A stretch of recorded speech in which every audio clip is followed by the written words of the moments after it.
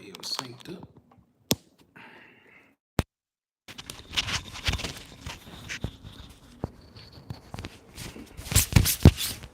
All right. And we're good. Welcome, everyone, to Scout Team Sports. I am your host, DeValian. Kind of a down weekend this weekend. Just got a lot of stuff going on, and unfortunately, I won't be able to do the live stream tomorrow, 10 o'clock Pacific time, so I'm having to do it now. Put it in already, put it in early.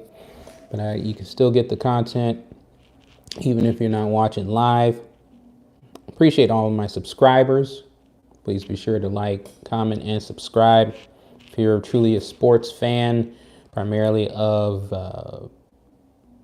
pro football, college football, and pro basketball, that's what we cover here. I appreciate all the support.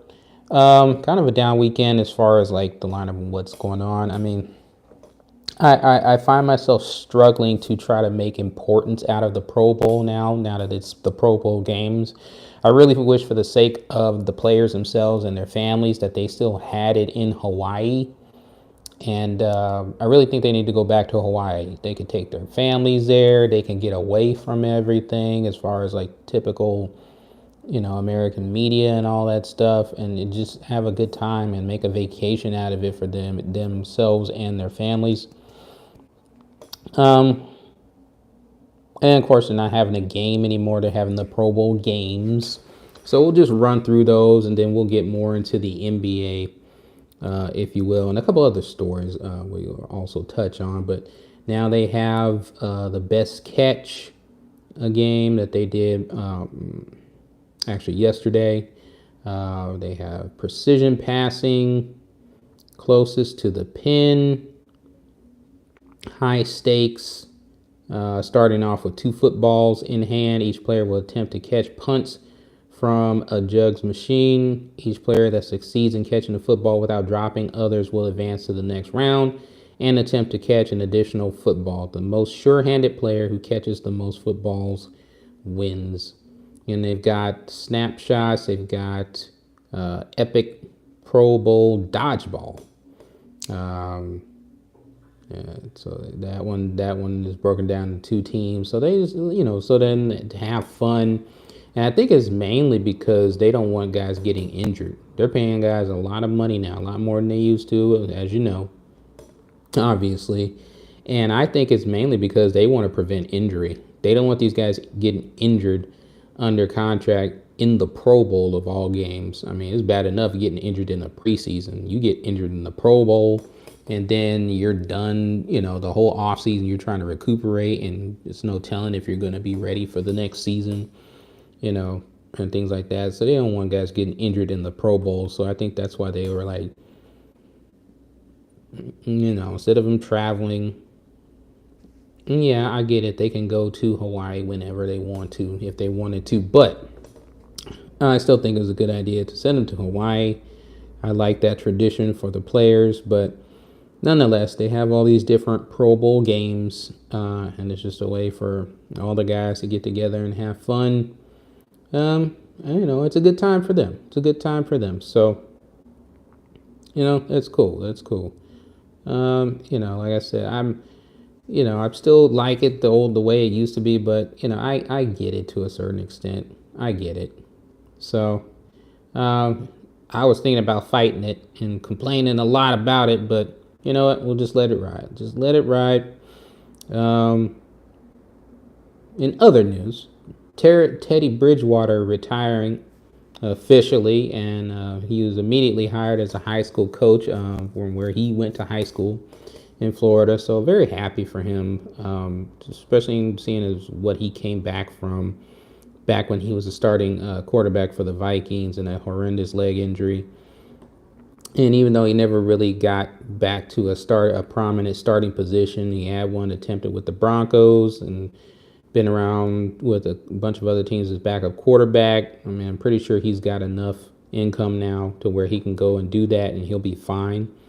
And so happy for him. That's just me personally. I like Teddy Bridgewater as a person. Cool, calm, collective, mellow guy. And so, yeah, I just really wish the best for him. Really wish the best for him. Well, let's get into some other stories as well.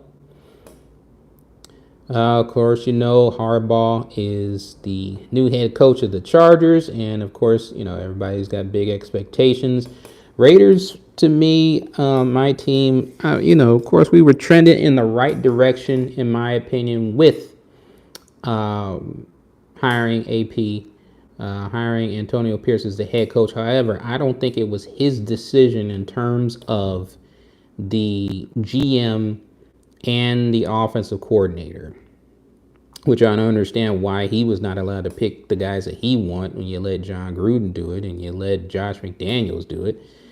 But they bring in Tom Telesco, who has been a longtime Charger GM. And I'm like, okay, Telesco, they say, is aggressive. And I get it. He was aggressive for sure. He got a whole bunch of expensive players on that defense of the Chargers, and they didn't produce. So I don't know. Maybe as long as he gets the expensive players, and maybe he's expecting the head coach, which is AP, to bring the talent out of them. Okay, I get it. Maybe. But then we go and get Cliff Kingsbury as the offensive coordinator. I don't understand that. I really don't. He has not had a successful track record. He wasn't even that successful in college. Just because he was the head coach but when Pat Mahomes was there does not make him any bit of great. Because when Pat Mahomes is not there, what has he done? When Pat Mahomes was not at Texas Tech, what has he done? He wasn't the one that made the Cardinals go and get to the playoffs that one time. That was all Kyler Murray. That was Kyler Murray running around when plays were broken down because, other guys weren't able to do what they needed to do. And he was making plays on his own. That wasn't Cliff Kingsbury. Then he goes back to USC for a year and I don't know. Maybe they're thinking because they're going to get a coach out of college, which they're going to have to trade up to do, which I would like for them to do, but I don't want them to give away too much to trade up for a quarterback. Unless they're like, okay, we got to go all in because this is the franchise. We got to turn it into a new direction. Okay, I get it. It's not often that I would say, okay, go ahead and do that. But, I mean, you did it for Devontae Adams. You gave away, first and 2 first rounders. And then, you got to get the quarterback right. I get it. You got to get the quarterback right. If we're talking about the future, it's like, okay, we'll have to ransom our picks. All of our picks for, move up and get a quarterback this year. But it's not something you're going to do every year. Just as long as it's this year and don't sacrifice next year's draft picks. There's talk about Justin Fields being traded for Justin Fields. If the Bears have the number 1 pick and they get another quarterback, then Justin Fields is going to need somewhere to go. I think that could work as a good option. I know, to me, he would be a better option, in my opinion, than Kirk Cousins. I know Devontae Adams has said he likes a Kirk Cousins. I don't know if when he said a Kirk Cousins, he meant that type or that style as far as a pocket quarterback and whatnot. I don't like Kirk Cousins as a quarterback. I don't think that he's a good quarterback. He's okay. He's average. But, if he's the only thing we have as an option, okay. But even still, I'm like, we need somebody who can move in the pocket. Think about it. The Raiders, I would not call Derek Carr a mobile quarterback. He might have been a little mobile before his first major injury when he was on his MVP season and he didn't go down like he should have and just take the sack, and he tried to make a play when a linebacker had his mitts on him and then he broke his ankle. But other than that, Derek Carr's not been a mobile quarterback. So the last time the Raiders had a mobile quarterback was Jamarcus Russell, and he could have been something great if his head was in the right space, but it wasn't. The Raiders, to me, need a mobile quarterback. They need a guy that can make plays outside of the pocket. When the pocket breaks down, you need to beef up the offensive line, which is the only reason why I'm like, I don't really want to trade away too much for a quarterback, because although we need the franchise quarterback, he's going to get annihilated if that offensive line doesn't improve. Absolutely annihilated if that offensive line doesn't improve. My pick, I want Jaden Daniels. I know a lot of people clamoring for Drake and Drake May, and then also Caleb Williams. But I like Jaden Daniels. I like Jaden Daniels, not because of the connection that he has with Antonio Pierce, but because of how he plays. To me, that's what we need. He's still a quarterback, a throwing quarterback first, but he will use his legs if he needs to, when you least expect it. I think that's the type of quarterback he is. So that would be my pick. But, I would say draft a quarterback first if we can trade up without giving away too much, because we still need to get offensive linemen. We need quality offensive linemen that can run block as well as pass block. And then if not trading up to draft a quarterback, then I would say Justin Fields. Trade for Justin Fields would be the second option. If we can't trade for Justin Fields, then we would have to go with Kirk Cousins as like the best free agent quarterback available. But it better be in that order, because they better not try to go for Kirk Cousins first. Plus, I don't even know why you would get Cliff Kingsbury if you weren't trying to get a college coach anyway. I don't know how Kirk Cousins and Cliff Kingsbury would work. I don't see how that works. I don't see it. But yeah, and that's the thing. Those are definitely not Antonio Pierce's picks. Tom Telesco as GM and Cliff Kingsbury as offensive coordinator. So I don't know what Mark Davis was thinking with that. I was like, like I said, you gave the last two guys. Maybe that's why he didn't do it. He was like, he gave the last two guys all the control, and he didn't want to do that with AP. But AP is shown to be a lot better as far as a coach than the last two coaches. So if anything, just in his half interim year, that's the type of guy you would want to give all the control to. Josh McDaniels didn't prove that he deserved that control. Josh McDaniels didn't prove that he deserved to pick his own GM. John Gruden hadn't proved that either. He had been away from the league for how many years and then come back and coach, and now he gets all this control? When the Super Bowl that he won was only because of Tony Dungy's defense? Go back and look. That Bucs offense was nothing spectacular, not in that Super Bowl or throughout that season. But you give those two guys all the control, but you want to tell AP, no, all you're going to do is coach, and I'm going to get the GM from the Chargers, and then I'm going to get this failed head coach at college and at the pros as our offensive coordinator. If anybody can make it work, it's AP. But I really think they're kind of putting him at a disadvantage by not allowing him to pick his own guys as far as coaching staff. So we'll see what happens. But I was happy about AP, and then they go and do this, and I'm like, no. Anyway, moving on. We already talked about the Pro Bowl games, and we'll talk about more about the Super Bowl next weekend. Brendan Rice. I'm curious to see where Brendan Rice goes if he comes out in the draft and he's going Jerry Rice. And of course, an interview talking about his son Brendan practicing at the Senior Bowl. I'm good with Brendan Rice, and especially Brendan Rice and Marvin Harrison Jr. As long as they don't go to the Broncos, the Chiefs, the Chargers, or the Patriots, I'm good. They can go anywhere else. Please don't go. So I'm really excited to see where they land. I'm really excited to see where they go.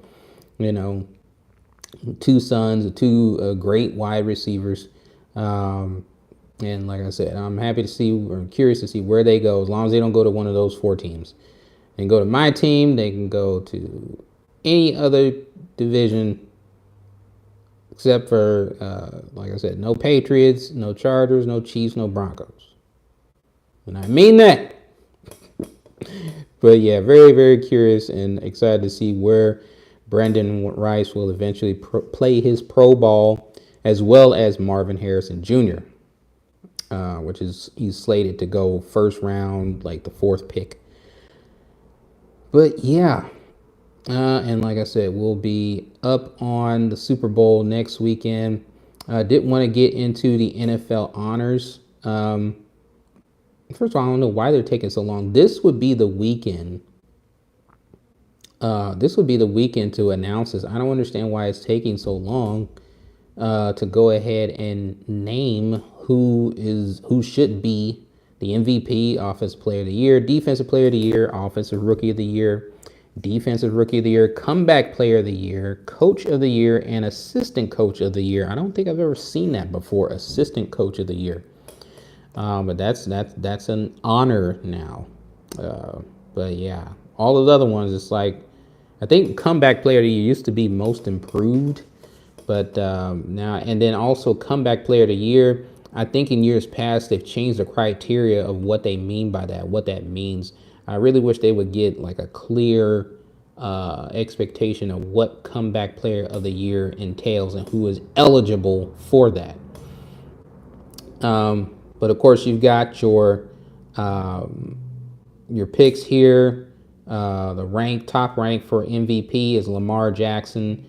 I don't know if they're gonna factor in the fact that he didn't make it to the Super Bowl now. I don't know what they're gonna do with that. Offensive Player of the Year, the top rank is Christian McCaffrey. I agree with that. I agree with Lamar for MVP. Defensive Player of the Year, the top ranked is TJ Watt. And then let's go to the rest. Well, let's go most valuable player, and we'll go to second, third, fourth, and fifth. Most MVP, top ranked is Lamar Jackson. 2 is Christian McCaffrey. 3 is Josh Allen. 4 is Brock Purdy. 5 is Dak Prescott. I'm surprised that Brock Purdy is so low. Not that I would pick him over Lamar, but I'm surprised. I figured he'd be number 2. But Christian McCaffrey, rightfully so, I would say should be above Brock Purdy. I'm just surprised that they did that. Offensive Player of the Year, Christian McCaffrey, Tyreek Hill, number 2. CeeDee Lamb, 3. I'm good with that. And then Lamar and Dak are tied for 4th. I would put, I agree with it, Christian McCaffrey, but I think Tyreek Hill is getting a bad rap because of the team that he's on and how they underperformed at the end of the year.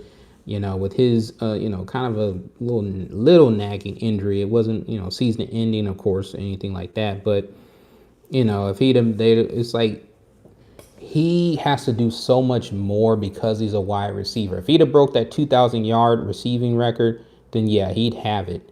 But because he didn't do that, and even though he's clearly the best player on that team and as good as he is, it's like he's gonna get snubbed. And that's not really his fault, because Christian McCaffrey half the time is being passed to, but most of the time the ball's being handed off to him, so he can make more of what he wants every time he gets the ball, as opposed to Tyreek being more at the mercy of the quarterback. So I don't really think that's fair in that regard. But we'll go to defensive player. TJ Watt, number 1. 2, Myles Garrett. 3, Micah Parsons. Tied for 4th is Deron Bland and Max Crosby.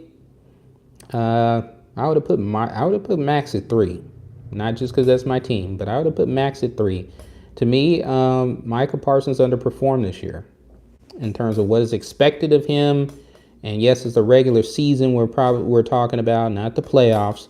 But to me, for his expectations, he underperformed. I'd have put him at 4th. I'd have put Max Crosby at 3rd, Myles Garrett at 2, and TJ Watt at 1. That's fine.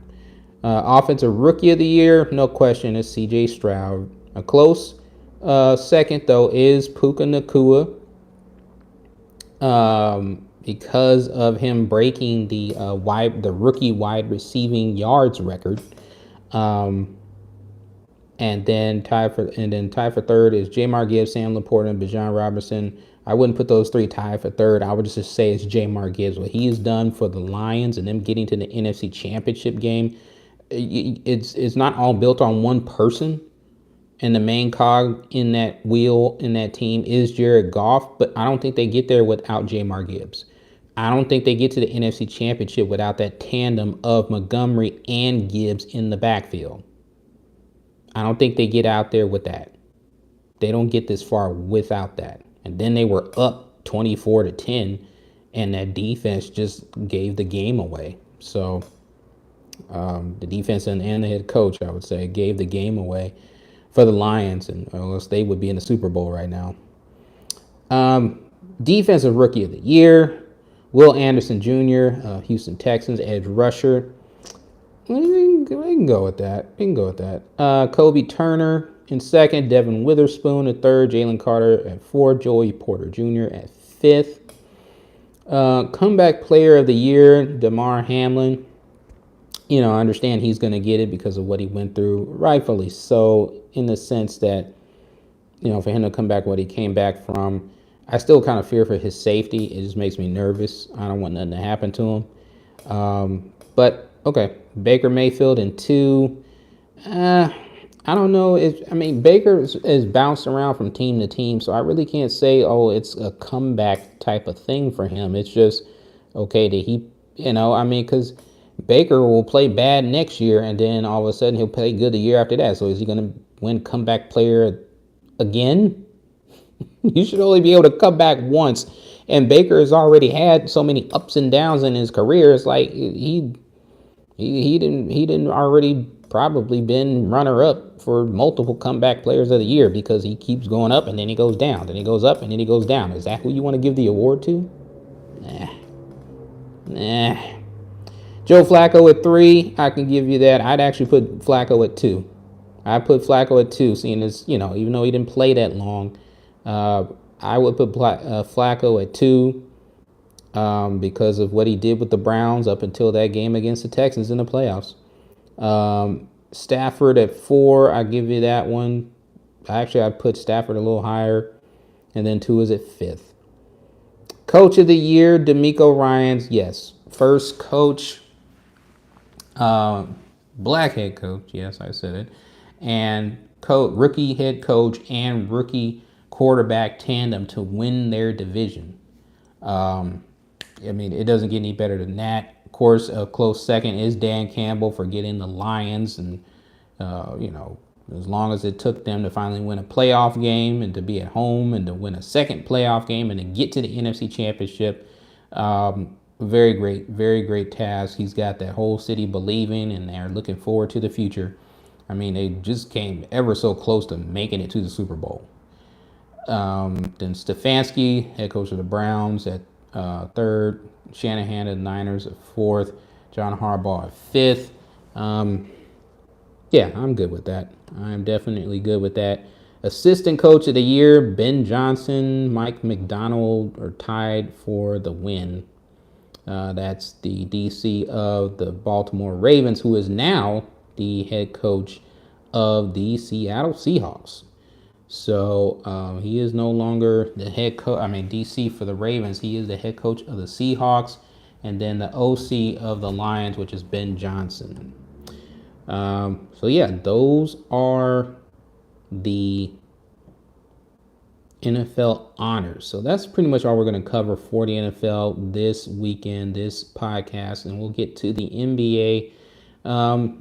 We're just waiting, gearing up for this All-Star game here. Joel Embiid and that injury is going to impede him from the MVP race, which is unfortunate, but that's just how it goes. But at the same time, I'm not really surprised with him because, it's unfortunate. It's really unfortunate because of big men, especially that big, 7 foot, and their bodies, like everybody looks at them and, they're such massive creatures. And they are, and it's like these big physical specimens, and they're so dominant in what they can do on the court. But those big bodies, they still have sometimes they're more fragile than people think. And sometimes, the feet and the ankles and the shoulder and the this and the that is not all, it's not stronger and firmer and able to withstand more just because these guys are 7 foot. Sometimes that can work as a disadvantage. Sometimes that works against these guys, depending on who they are. Look at Greg Oden. Greg Oden was supposed to be the next big thing when he first came out, and he could not get past that foot injury. So it's unfortunate, and it's rough for those really, really big guys. to stay healthy. And Joel Embiid is one of those guys that's, as good as he is, the meniscus is like,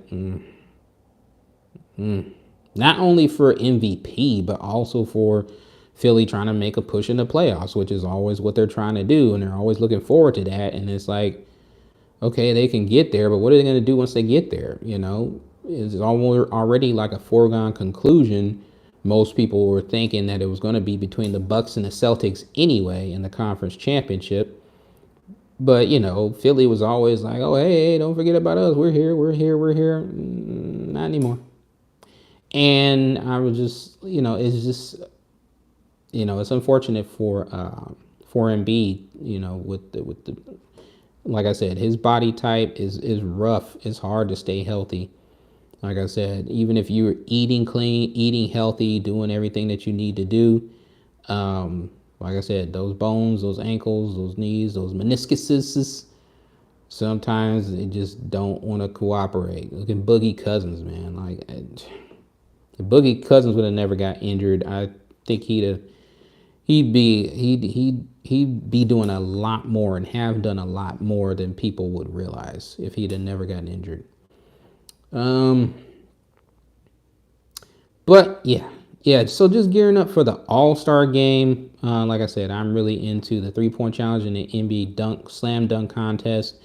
I get why the Stars, they do the 3-point contest, but they don't want to do the slam dunk contest. But something's got to come back for the slam dunk contest.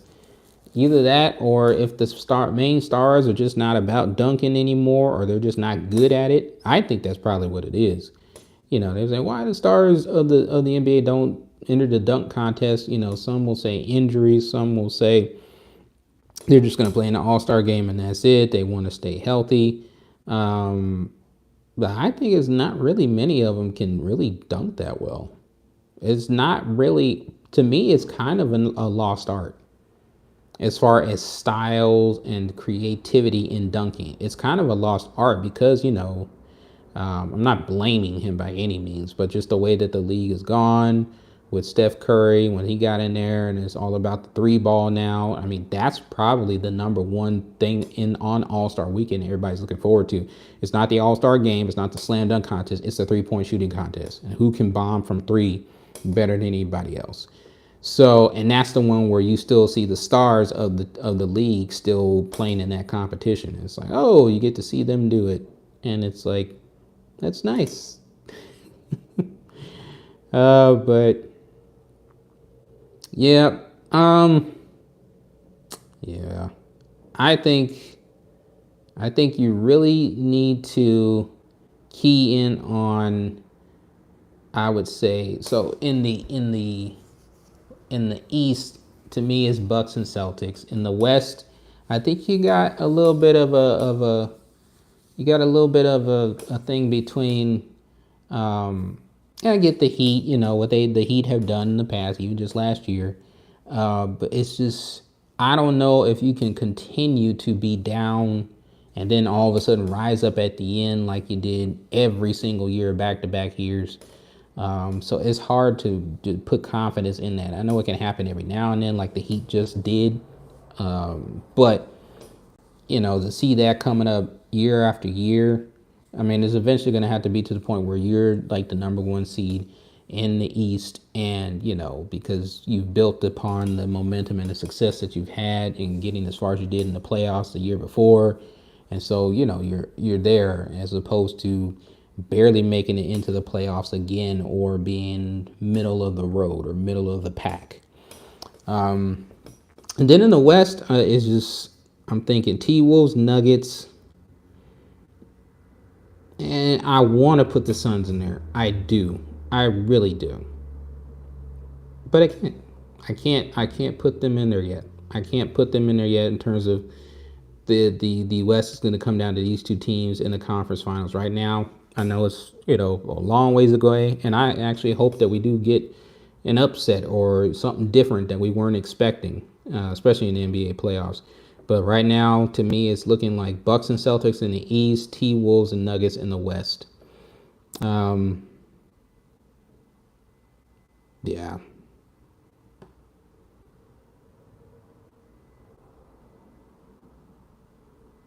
But that will be all for this weekend.